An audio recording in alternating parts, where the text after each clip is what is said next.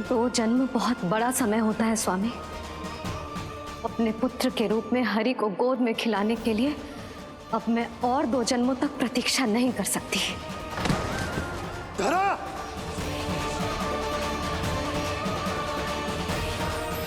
माता देवकी को मैं पहले ही वचन दे चुका हूं, इसलिए विधि के विधान के अनुसार मुझे उन्हीं का पुत्र बनकर जन्म लेना होगा। किंतु आपकी आतुरता का अनुभव करने के बाद अब मैं भी आपका स्नेह पाने से स्वयं को और वंचित नहीं रख सकता। ये जो भी हो रहा है प्रभु की ही लीला है। कृष्ण के जन्म के तुरंत बाद भगवान विष्णु के आदेश पर वासुदेव जी के यहां आना पड़ा और आपकी और रानी यशोदा की पुत्री को अपने पुत्र के साथ बदलना पड़ा और इस तरह कृष्ण आपके और रानी यशोदा के पुत्र बन गए।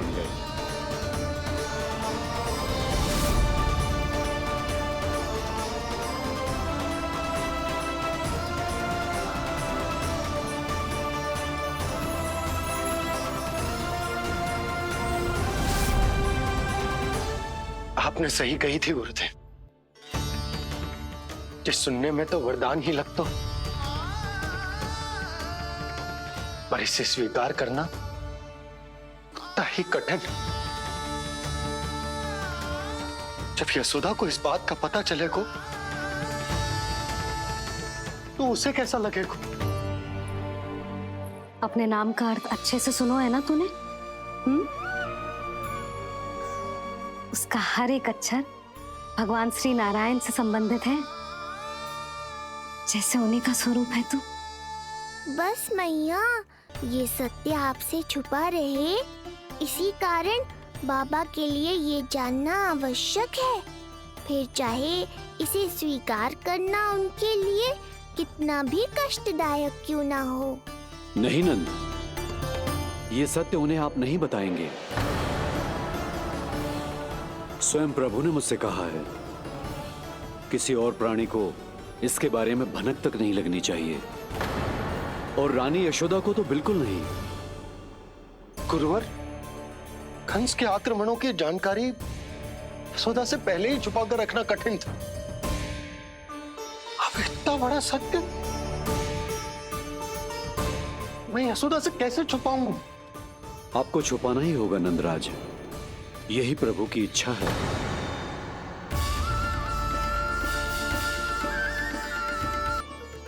यही तो उनके अवतार का मुख्य उद्देश्य है।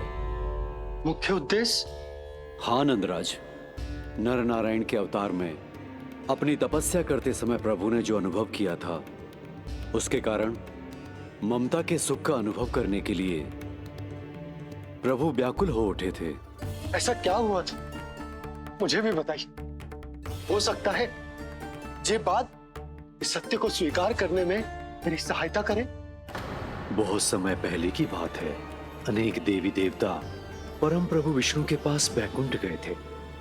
वहां प्रभु की आंखों में आंसू देखकर वो सभी स्तब्ध रह गए।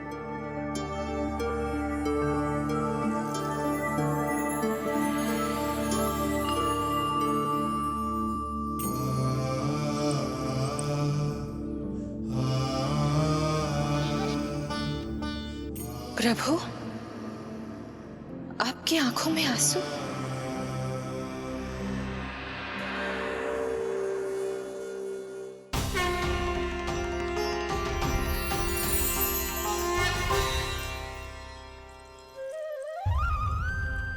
चिंता मत कीजिए, आप सब तो जानते हैं हिरण्यकश्यप को मारने के लिए मैंने नरसिंह अर्थात आधे मानव और आधे सिंह के रूप में अवतार लिया था। उस राक्षस का वध करने के बाद नर और सिंह दोनों भागों ने अलग अलग होकर नर और नारायण के रूप में पुनः जन्म लिया। वर्तमान में वो दोनों बद्रिकाश्रम में तपस्या कर रहे हैं।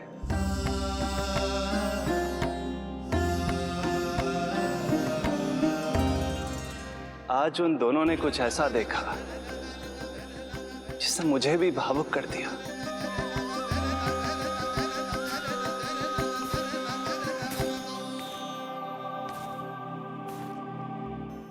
सखा, ये युवक कौन है? निकट के एक गांव के धनी व्यापारी का पुत्र है ये।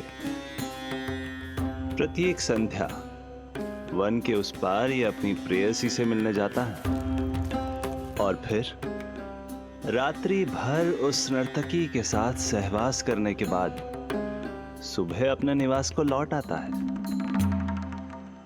यदि यही इसका नित्य क्रम है तो फिर आज ये इतने तनाव में क्यों है?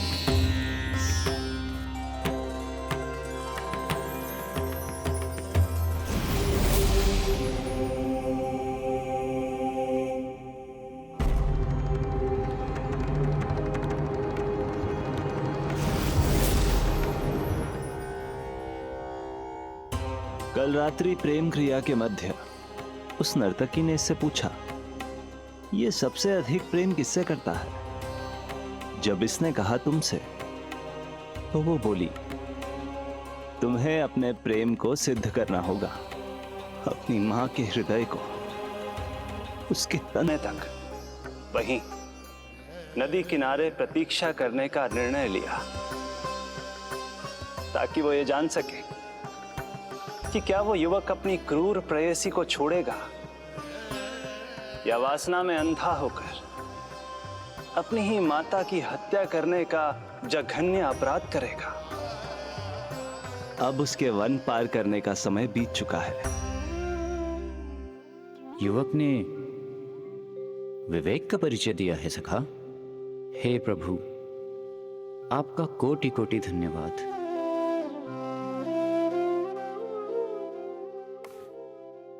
सखा,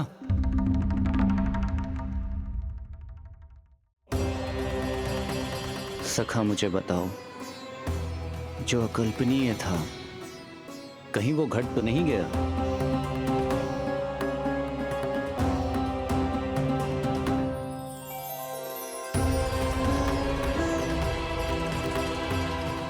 जब इस युवक की मां को इसकी प्रेयसी की क्रूर मांग के बारे में पता चला तो जो उसने किया वो इस समस्त संसार में केवल एक मां ही कर सकती है। बस इतनी सी बात?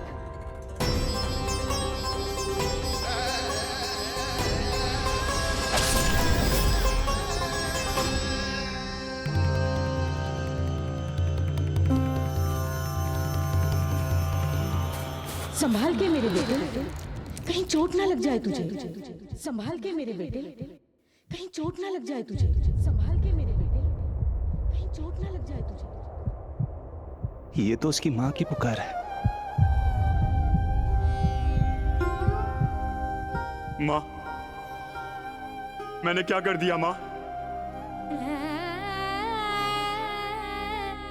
मां!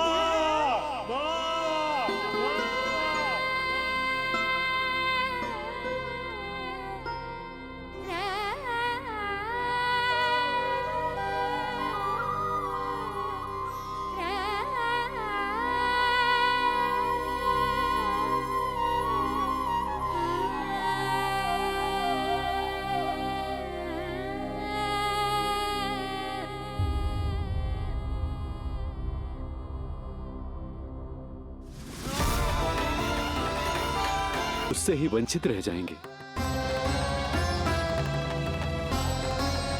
बोलिए नंदराज, आप श्री नारायण के इस सत्य को गुप्त रखेंगे ना?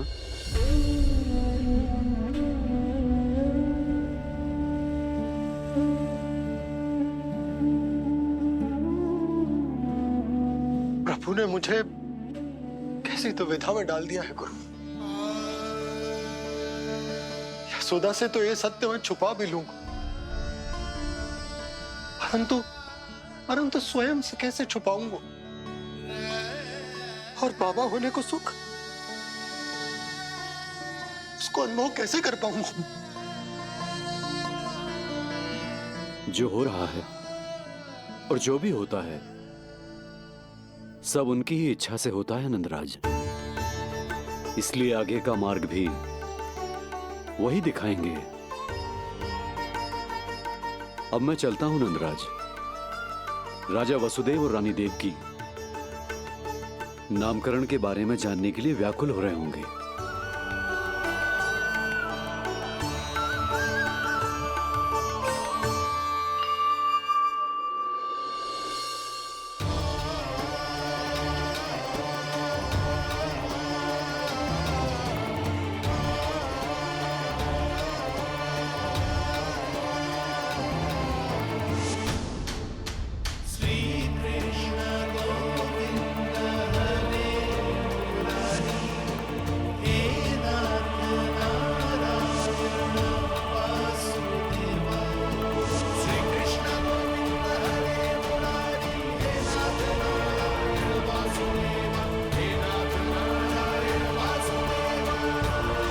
सत्य यह है नंदराज, कृष्ण राजा वासुदेव के पुत्र हैं।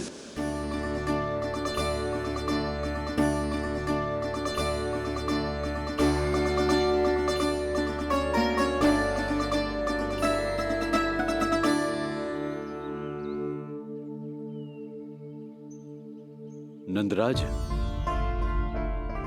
अपने आप को संभालिए और शांत चित्त से घर लौटिए। और हां, स्मरण रखिए कि प्रभु ने आपको बहुत ही बड़ा उत्तरदायित्व सौंपा है, आपको उसे निभाना ही होगा।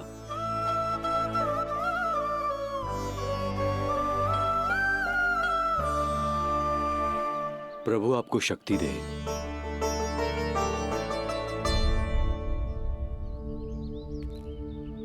आप बहुत सौभाग्यशाली हैं नंदराज, जो प्रभु आपके घर पल रहे हैं। उनके बारे में सोचिए जिनके यहां प्रभु ने जन्म लिया है।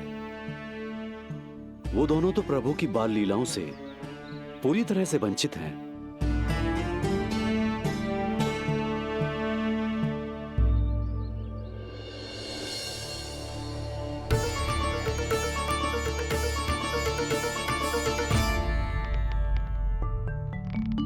कहाँ रह गए तेरे बाबा लल्ला? जो आए क्यों ना अब तक?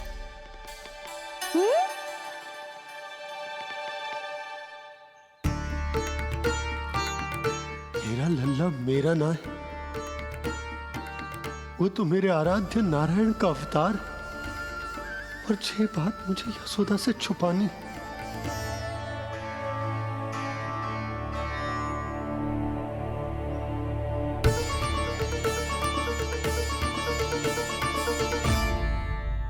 बाबा वहीं खड़े मत रहो, अब आ भी जाओ ना।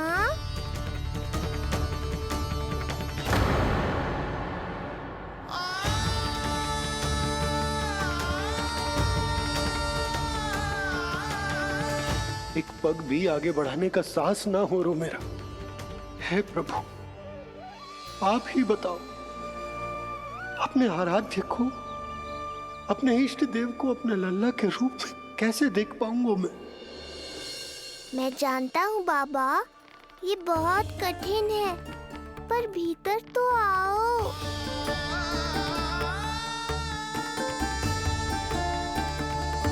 अब आ भी जाओ बाबा, ऐसे बाहर कब तक खड़े रहोगे आप?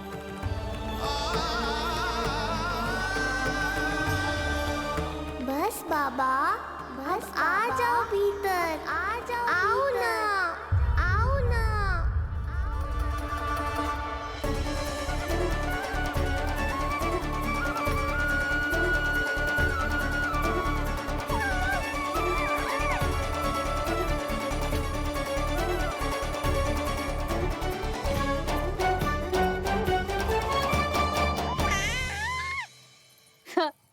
समझो?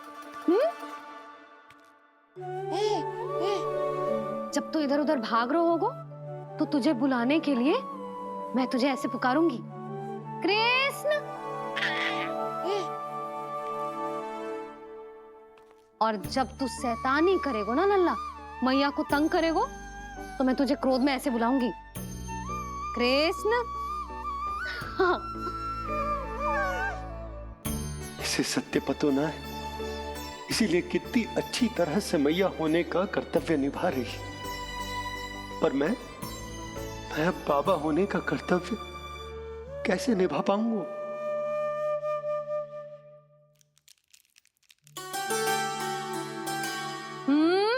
सावधान। इतनी अच्छी लगी तुझे बाबा की दीजिए माला, कि मुंह में ले लियो तूने? जे मुंह में लेने की वस्तु ना है लल्ला। जैसे यशोदा आपको एक मैया की तरह सीख दे रही है, मैं आपको बाबा की तरह शिक्षा कैसे दे पाऊंगा प्रभु?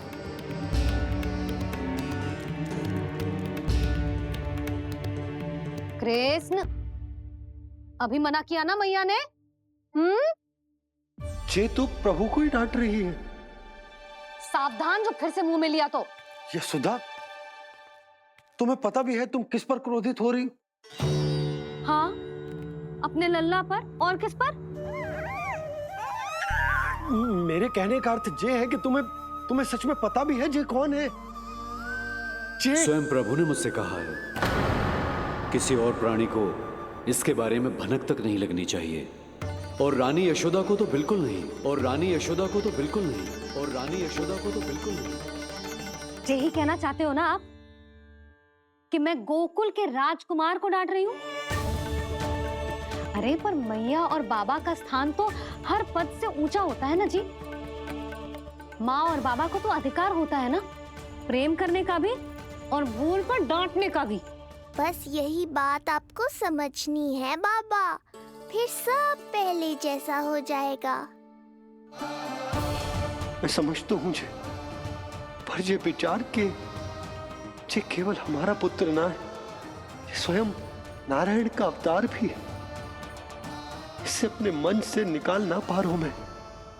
ओहो, आपको समझाना तो मैया को संभालने से भी अधिक कठिन है बाबा। लल्ला, अरे लल्ला। जशोदा जी, आपने हमें नामकरण के लिए ना बुलायो। कोई बात ना है, लेकिन ये तो बताओ कि लल्ला का नाम क्या रखो है? हाँ भाभी, बताओ ना। हाँ जीजी, अब और प्रतीक्षा ना हो रही हमसे। इसका नाम रखो है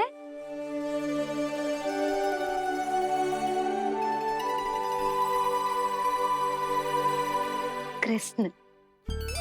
कृष्ण? कृष्ण बहुत प्यारा नाम है, लेकिन थोड़ा कठिन है। मैं तो इसे किशन बुलाऊंगी। सही कहो, मैं भी इसे प्रेम से किशन ही कहूंगी। क्यों किशन? मेरे लिए तो जे किसना है।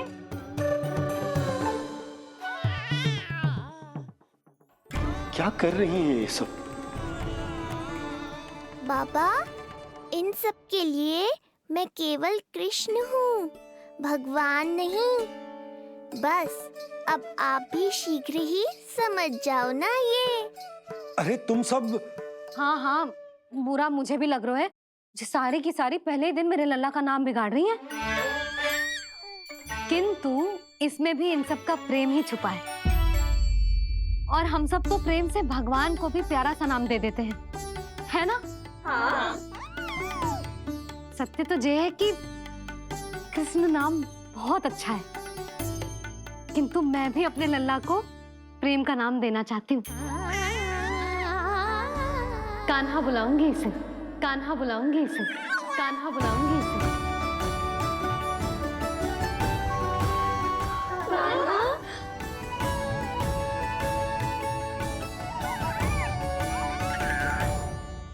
कान्हा, अनोखी ध्वनि, सहज सा मीठा, मैं भी इसे कान्हा ही पुकारूंगी।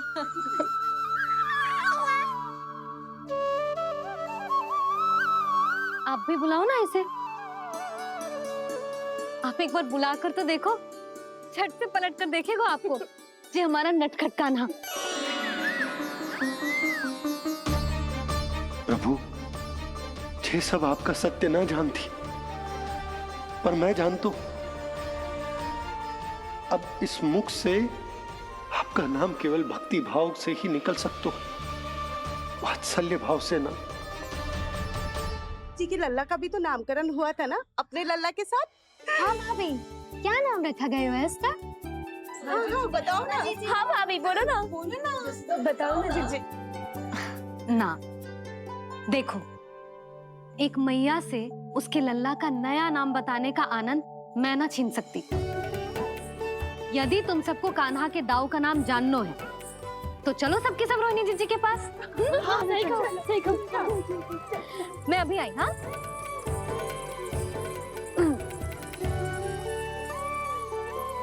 सुनो जी, आप लल्ला को संभालो, मैं अभी आई। रोहिणी मैं कैसे? ये प्रभु लल्ला। जी क्या मैं कर रहे हो? क्या हो गया आपको? मैं शीघ्र ही आ जाऊंगी। यशोदा, मुझसे दूर कब तक रहोगे बाबा?